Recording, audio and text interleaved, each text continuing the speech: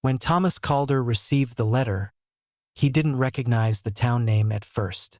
The envelope was thick, the paper expensive but old-fashioned, the kind that resisted being folded too neatly. His name was typed, not handwritten, and the return address consisted of a single line. Eldermere, West Virginia. He read it twice, then a third time, waiting for recognition that never came. Eldermere. He'd lived in 3 states, worked in a dozen cities, memorized hundreds of addresses for work, but this one slid past his memory without leaving a trace. The letter itself was brief and impersonal. A legal notice, notification of inheritance, a residential property transferred to him following the death of a woman named Margaret Calder. His mother's name. Thomas sat at his kitchen table long after finishing the letter, staring at the window as evening pressed against the glass. His mother had been dead for 6 years. He had signed the paperwork, attended the service, watched the casket lowered into the ground in a cemetery outside Columbus. There had been no mention of property in West Virginia, no second home, no distant town. They hadn't spoken much toward the end, but not because of anger. Distance, mostly. Time. The way adult lives slowly drift away from their origins. Still, he was certain of one thing. His mother had never mentioned Eldermere. Not once.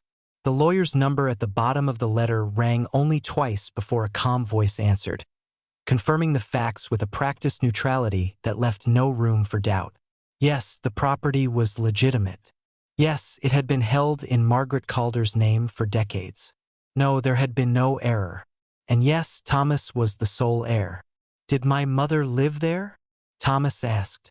A pause. Just a beat too long. She was associated with the property, the lawyer replied. That was the moment something shifted. A faint pressure behind Thomas's eyes, like the beginning of a headache, or the echo of a thought trying to surface and failing. 3 days later, he was driving east. The highway narrowed gradually, lanes thinning, exits growing farther apart. His GPS signal flickered as hills rose on either side, tree-covered slopes pressing inward. Cell service dropped to 1 bar, then vanished entirely. The road signs changed, 2 older fonts, faded paint, some leaning slightly as if tired of standing. He passed through towns so small they barely qualified as towns at all. A gas station, a diner, a church, then nothing again. When Eldermere finally appeared on a weathered sign half buried in weeds, he almost missed it. The road dipped sharply, curving down into a shallow valley. Fog pooled thickly at the bottom, not rolling or drifting, but settled, unmoving, like a held breath. Thomas slowed instinctively. The air felt different here, heavier, denser, as if the car had entered a space with its own internal pressure. Eldermere revealed itself slowly. A main street with a handful of brick buildings, most of them closed. A grocery store with a faded awning. A post office that looked untouched since the 1980s. Houses clustered close together, their porches facing the street like silent observers. The town felt paused, not abandoned, waiting. Thomas parked near the curb and stepped out. The air was cool despite the late afternoon sun, carrying the scent of wet earth and old wood. Somewhere nearby, a bell chimed once.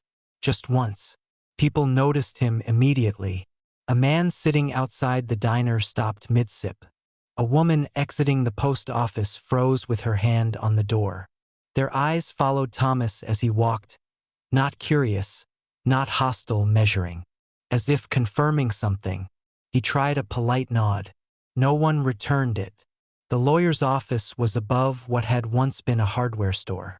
Inside, the building smelled faintly of dust and paper. The lawyer, a man named Howard Bell, was older than Thomas expected, his hair thin and white, his movements careful. He did not offer condolences. "You didn't know about the house," Bell said, more statement than question. No, Thomas replied. "And I still don't understand why." Bell folded his hands. "Your mother asked that certain things not be discussed until after her passing. Even then, only if necessary. And this is necessary? Belle studied him for a long moment. You're here now. The house sat at the edge of town, just beyond a line of trees where the road narrowed into gravel. A two-story structure with dark siding and narrow windows, it looked less like a home and more like something meant to endure. The yard was unkempt but not neglected, as though someone had stopped maintaining it suddenly rather than gradually. The key turned easily in the lock. Inside, the air was cold. Not unheated cold, preserved cold. The kind that suggested the house had been closed tightly, sealed against time. Furniture remained where it had last been used. A coat hung by the door. A mug sat on the kitchen counter, ringed with the ghost of dried coffee. Thomas moved slowly, unease creeping in despite himself. He recognized nothing. No photographs. No familiar objects. This wasn't a place his mother had lived during his childhood. It was something separate, something withheld. Upstairs, the bedroom contained a single dresser and a narrow bed. On the nightstand lay a stack of envelopes, yellowed with age, all addressed to Margaret Calder. Eldermere. Same return address every time. Downstairs, behind a door he hadn't noticed at first, was a small study. Inside stood a filing cabinet, unlocked. The folders were neatly labeled by year, stretching back decades. The earliest ones contained utility bills, handwritten notes, town meeting schedules. The later ones changed tone. Letters, incident reports, newspaper clippings. Thomas's stomach tightened as he read. Disappearances. Not many. One every few years. People who left town and were never heard from again. Or people who arrived and vanished within months. No suspects. No conclusions. Always the same phrase buried near the end of each article. Authorities note no signs of foul play. In the most recent folder, dated just 2 months before his mother's death, was a single handwritten page. If he comes, they will know. The town remembers blood. It always has. Thomas folded the page carefully and placed it back. That night he slept in the house. He woke at 3:14 a.m. to the sound of footsteps outside his door. Not heavy, not hurried, slow, deliberate. He held his breath, listening. The footsteps stopped just beyond the threshold. A pause. Then the softest sound of all, someone exhaling. Thomas did not open the door. In the morning, the town felt closer, tighter. Conversations stopped when he passed. A woman at the grocery store rang up his items without speaking. When he said thank you, she flinched, then whispered, "You shouldn't stay long." "Why?" he asked. She glanced toward the windows. "It's easier if you leave before it settles." "What settles?" She didn't answer. That afternoon, Thomas noticed something else. The roads leading out of Eldermere felt wrong. He drove toward the highway twice, only to find himself looping back to the same rusted welcome sign, fog thickening with each attempt. His GPS displayed nothing but a gray screen. When he returned to the house, his phone buzzed once, then displayed a notification with no sender, no number. "You're home now." Thomas stared at the screen until it went dark. And somewhere beneath the floorboards, something shifted, as if the house itself had adjusted around him, settling its weight. Thomas spent the next hour walking through the house, touching walls, opening drawers, testing the mundane reality of the space as if physical contact might anchor him. The floors were solid. The windows opened and closed. The plumbing worked. Everything behaved exactly as it should, which somehow made the unease worse. Nothing overtly wrong meant nothing to point at, nothing to fight. Only a sensation that the house was no longer neutral. By late morning, the fog outside had lifted just enough to reveal the tree line beyond the yard. Thomas stepped onto the porch, squinting against the pale light. The air smelled faintly of iron now, mixed with pine. Somewhere in the woods, a branch snapped. He waited for a follow-up sound. None came. He decided to walk. The road leading back toward town curved gently, bordered by shallow ditches and old stone markers half sunk into the ground. As he passed the first few houses, curtains shifted. Doors closed softly. No one spoke to him, but he felt the weight of attention pressing against his back. At the edge of town stood a small historical plaque mounted on a stone pedestal. Thomas hadn't noticed it the day before. He stopped and read, Eldermere, founded 1891, a settlement built by families seeking permanence. The wording struck him as odd. Not opportunity, not freedom. Permanence. He turned toward the diner, hoping for caffeine and a human conversation that didn't feel loaded. Inside, the air was warm and smelled of grease and old coffee. 3 men sat at the counter. None looked at him directly. The waitress approached slowly, her expression carefully blank. She poured coffee without asking. "You're Margaret's boy," she said quietly. Thomas looked up. "You knew my mother?" The woman hesitated. Knew of her. What was she doing here? The waitress glanced toward the cook, then leaned in just enough that her voice dropped. "Watching. Waiting. For what?" "For you to stop running." Thomas pushed the coffee away. "I didn't even know this place existed." "That's what everyone says the first time," she replied. "Not the second." "What happens the second time?" She straightened, already retreating. "They usually don't ask questions anymore." Outside, Thomas stood on the sidewalk longer than necessary, trying to slow his breathing. His rational mind strained for explanations. Small-town suspicion, inherited paranoia, a coincidence layered with grief. But the weight in his chest didn't ease. He drove again. This time he didn't head for the highway. He took the narrower road that skirted the edge of town, following a rusted sign marked river access.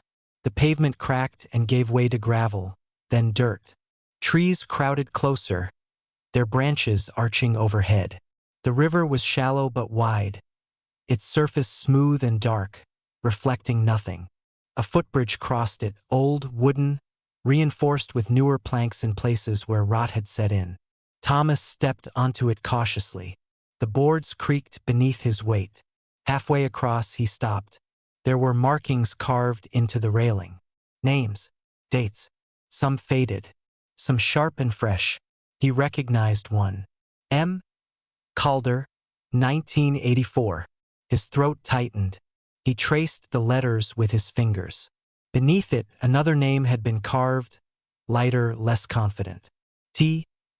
Calder, 1992. He stepped back as if burned. He had been 9 years old in 1992. He had no memory of ever coming here. That night, the house felt smaller. Thomas locked the doors, though he wasn't sure why. He ate standing up, lights on in every room.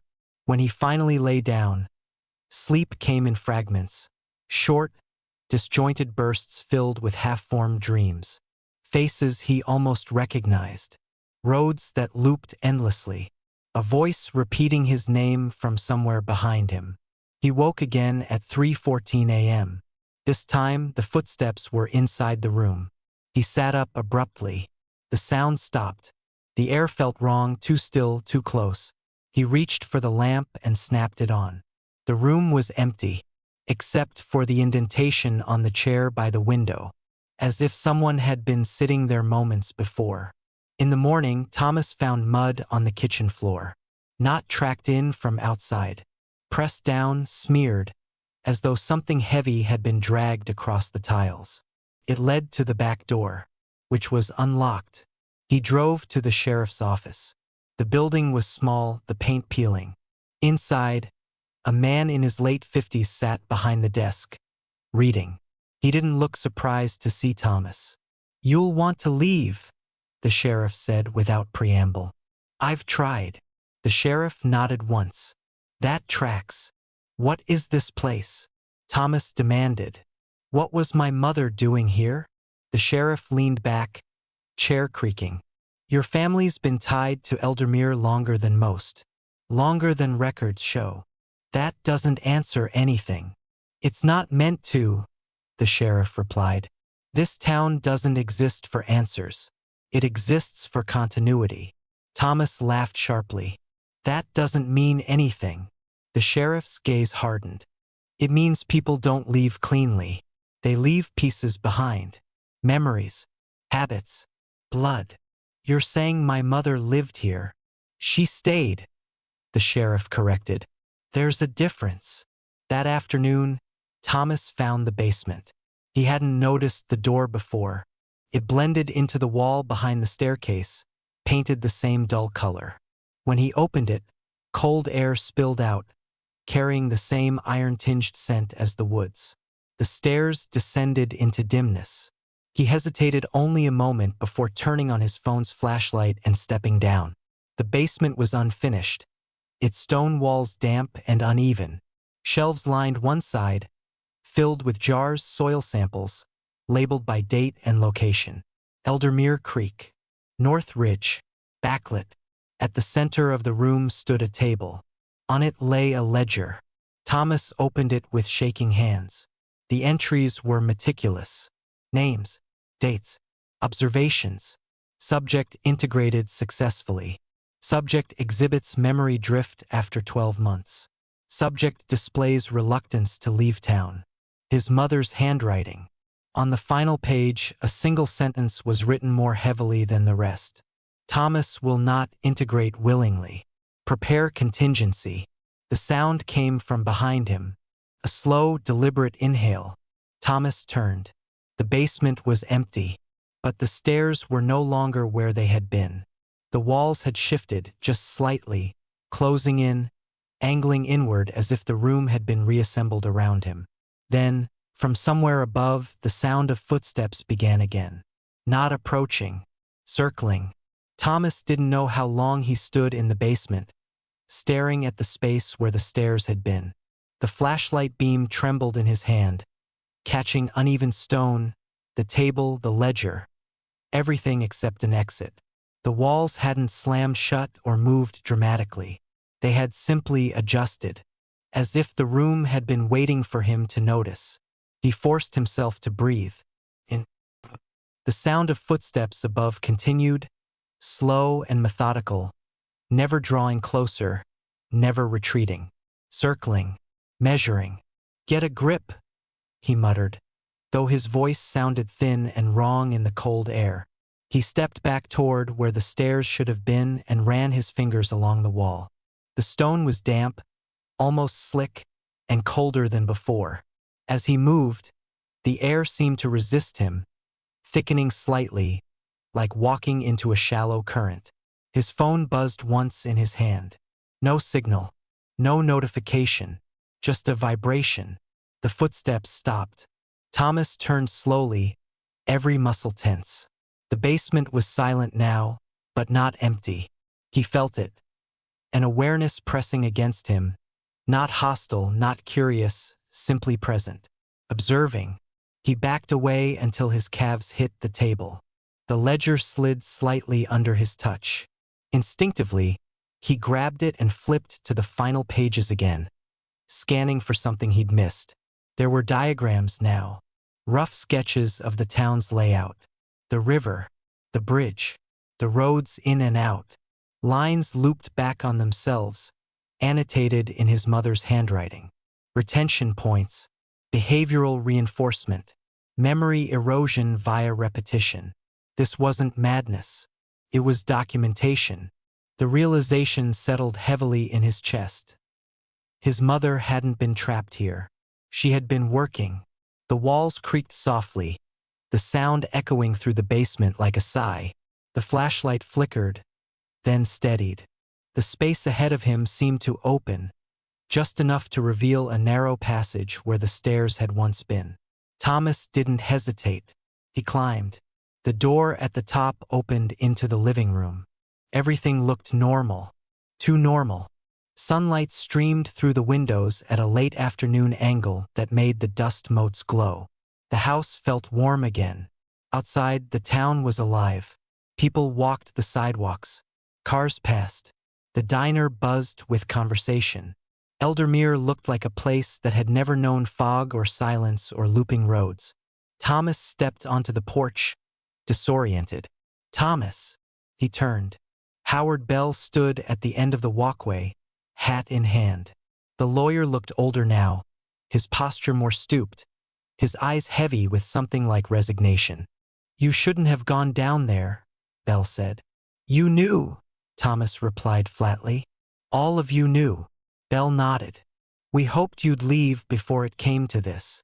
"What is this?" Thomas demanded. "What does this town do?" Bell gestured vaguely toward the street. "It holds." "Holds what?" "People," Bell said. "Versions of them. Not the whole thing. Just enough." They walked. As they moved through town, Thomas noticed things he hadn't before.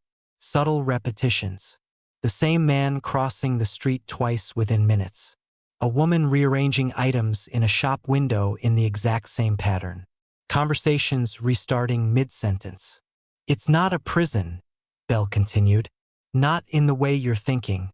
Eldermere is a buffer. A place where certain people are anchored so they don't drift too far." "Drift from what?" "From themselves," Bell said. "From what they were. What they could become." Thomas stopped. "You're erasing people." Bell shook his head. "We're editing, softening. Most people don't even notice. They settle. They forget the urge to leave. And the ones who don't?" Bell's mouth tightened. "They resist integration. Like me," Thomas thought. They reached the river. The footbridge creaked as they stepped onto it. The water below remained unnaturally still. "You came here before," Bell said quietly. "As a child. Your mother brought you. I would remember that." "You remember pieces," Bell replied. "That's how it works. The rest gets filed away." Thomas stared at the carved names again. His name, his mother's. "She was a volunteer," Bell continued. "At first, she believed in the idea. A place that could keep people from unraveling. She stayed longer than most. Learned the mechanisms." "And me?" Thomas asked. Bell hesitated. "You weren't supposed to come back." The ground vibrated faintly beneath their feet. Thomas felt it before he understood it. A subtle pull, like standing too close to a moving train. The town wasn't reacting emotionally. It was responding procedurally. "You triggered something," Bell said. "Your presence destabilizes the balance." "Because I won't stay." "Because you remember," Bell corrected. "Too clearly." The vibration grew stronger. People on the street stopped walking. Cars slowed, then stalled. Heads turned in unison toward Thomas. "You need to leave," Bell said urgently. "Now." "I tried." Bell grabbed his arm. "Not like before. You have to break the loop." "How?" Bell met his eyes. "You have to give it something else to hold." The meaning hit Thomas with sickening clarity. No. "It doesn't have to be you," Bell said quickly. "Just someone connected strongly enough. Blood works best." Thomas pulled free. "My mother already gave you decades. And she saved hundreds," Bell shot back. "Eldermere prevents worse outcomes than you can imagine." The vibration became a tremor. Cracks spiderwebbed across the bridge's wooden planks. The river surface rippled for the first time, dark shapes shifting beneath. Thomas backed away. "This place isn't protecting people," he said. "It's erasing them." Bell's expression softened. "Same thing sometimes." The first scream came from the edge of town. Then another. Not in fear, confusion. People clutched their heads. Memories unraveling too quickly. "You destabilized the anchor," Bell said hoarsely. "If Eldermere can't hold you, it can't hold them." Thomas turned and ran. The roads no longer looped. They stretched, cracked, misaligned. Buildings leaned inward as if trying to listen. The fog poured back into the streets, thick and fast. At the edge of town, Thomas stopped. The welcome sign stood crooked, rusted. Beneath the peeling paint, new words had been carved deeply into the metal. "Stay." Behind him, the town groaned. a low sound that vibrated through bone and memory alike. He felt the pull intensify, memories tugging at him. Half-formed recollections of summers he never remembered living, friendships he never remembered losing. He stepped forward. The pull weakened. Another step. The ground resisted. He screamed, not in pain, but in defiance, and forced himself onward, every instinct in his body telling him to turn back, to settle, to forget. When he crossed the boundary, the air snapped like a broken wire. Thomas collapsed onto the road beyond Eldermere, gasping. The fog retreated behind him, sealing the town from view. The sign was gone. The road stretched on, empty and ordinary. He lay there until night fell. In the weeks that followed, Eldermere vanished from maps. Official records listed the area as unincorporated land. No town, no structures, just forest. Thomas tried to tell people what had happened. No one listened for long. Sometimes, late at night, he wakes with the sensation of being gently pulled backward, like a tide testing its reach. And sometimes, when the world is quiet enough, his phone vibrates once with no notification at all, as if something somewhere is still checking to see if he remembers, and whether he might someday return.